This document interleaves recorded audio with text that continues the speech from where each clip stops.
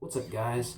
Stephen Shockley here, and today we're going to review the Martin GC-MMV, or as some people just call it, the Martin MMV. Either one. It doesn't even have a model number inside of it, so that's how you know it's special. It's pretty sure it's a Guitar Center exclusive, so you can find it at Guitar Center, Musician's Friend, Music 123. They're all the same company. So you can find them there, and I recommend you do, because these things are amazing. Even if you have the money for a D28 or an HD28 or whatever, get one of these. Use it as a beater if you have enough money to do that. I'm using this as my main guitar now. But yeah, these things are awesome. So what we're looking at here is a solid Sitka spruce top, typical for standard Martins. Solid East Indian rosewood back and sides. Pretty standard for a Martin. You know, the 28s and the 35s, and the 42s and the 45s and the 41s. The white binding. So, in looks, it's pretty much a D28. Ebony, fretboard, and bridge. These black bridge pins, I don't think those are stock. I got this used. Thank you, Guitar Center. Can't believe I said that. But yeah. Tusk nut and tusk saddle, which is not bad.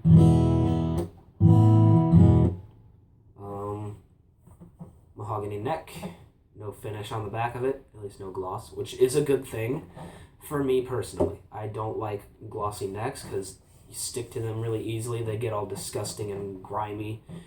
I guess that part's not a problem because you should be cleaning your guitar anyway, but I don't like glossy necks.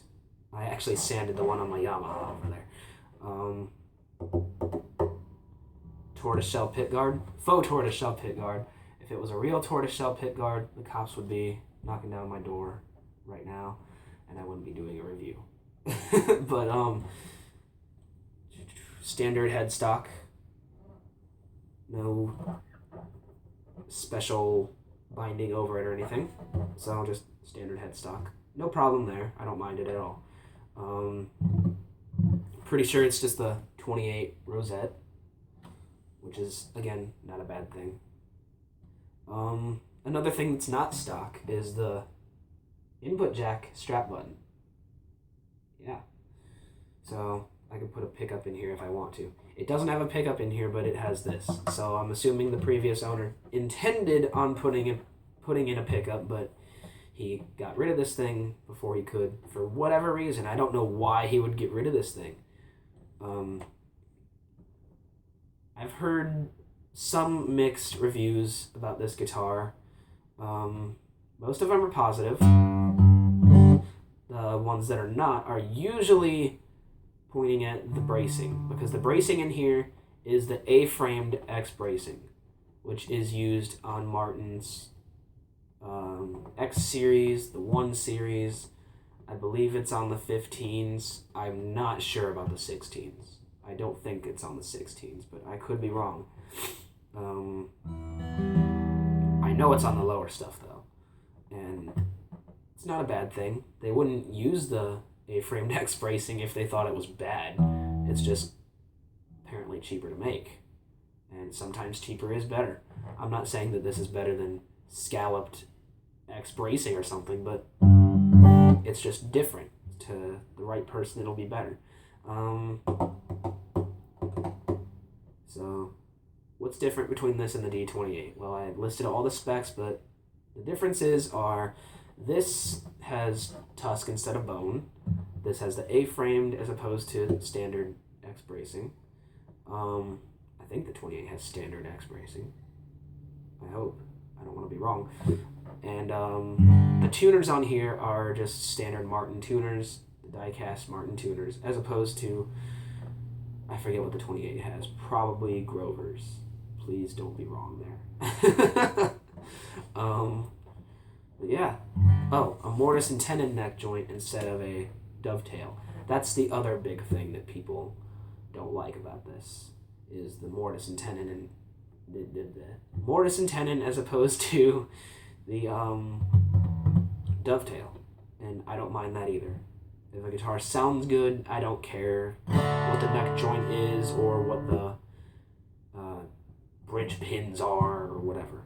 And these bridge pins are not stock. I think I already said that, but the stock ones are white plastic, I believe, with the black dot on the top.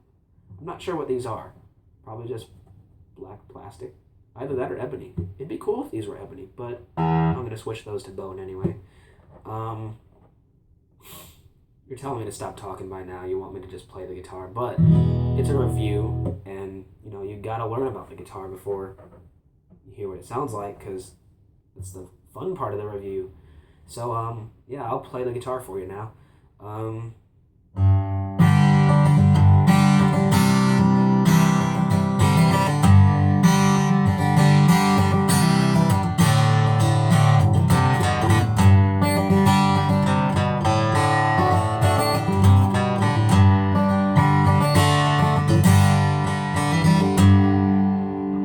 So it's great for the strumming back here by the bridge.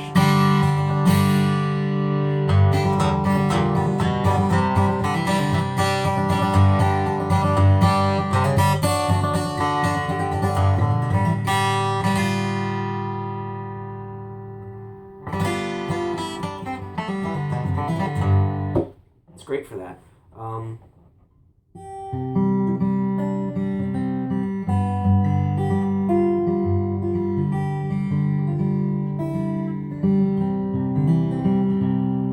It's great for finger picking, which I do a lot anyways, so that's good.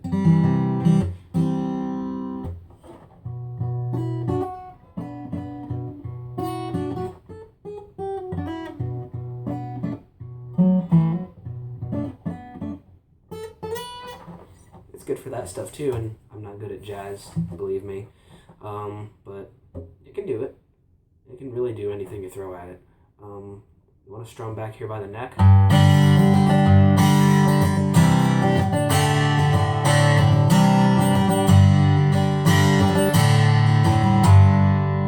It's great for that too.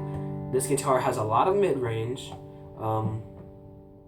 If I had to gripe about anything on this guitar, it would have to be that, and that would be an extreme nitpick because I don't mind it, but it's a little more mid-range than I'm used to. But I'll get used to it. It'll open up with age, and it'll sound so much even better than it does now, and that's kind of hard to believe for me, because this guitar honestly almost sounds perfect to me, so it's great. I love this thing. Put a capo on, why not?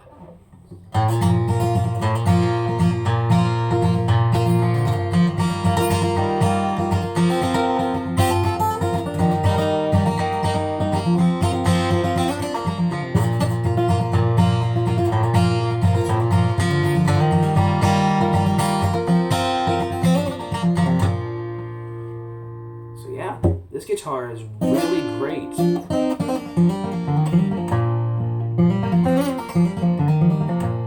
How would I rate the sound compared to a D28 or HD28? Honestly, I can't say because I've never really played around with either.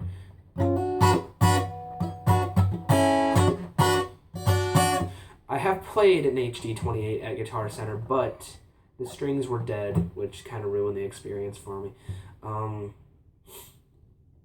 Yeah, Martin SP Lifespan strings are so awesome. They will never die. Yeah, they're dead at Guitar Center, so before anyone even bought the guitar, they're dead. Elixirs are not. But yeah, it felt great. It felt as good as this, so this does feel as good to me as an HD28. I've heard people say that the sound is on par, but I can't say for my personal opinion because I've never played a decently strong HD28.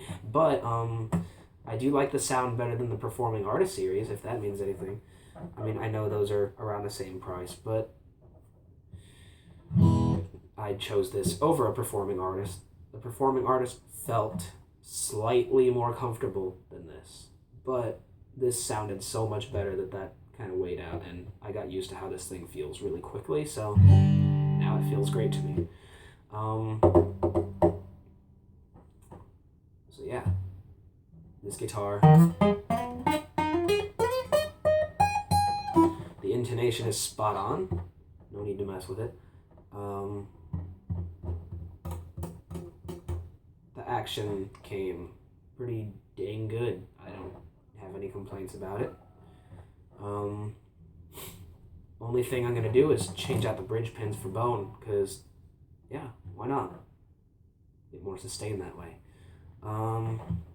There's not much else I can say about this thing other than I do highly recommend it. It's a great guitar, especially for the price. It's a great guitar in general. It's a Martin. You can't go wrong with a Martin. Nobody can go wrong with a Martin. So this is going to be my main guitar now. Sorry, Mitchell, but this is going to be my main guitar now. The Mitchell just does not have the bass that I need. It doesn't have the tone in general that I need. It has the punch. It just doesn't have enough balls to it. This has balls. This is pretty much a cannon. Could I use more bass for this? Sure, why not? Bring on more bass. But I'm content with it.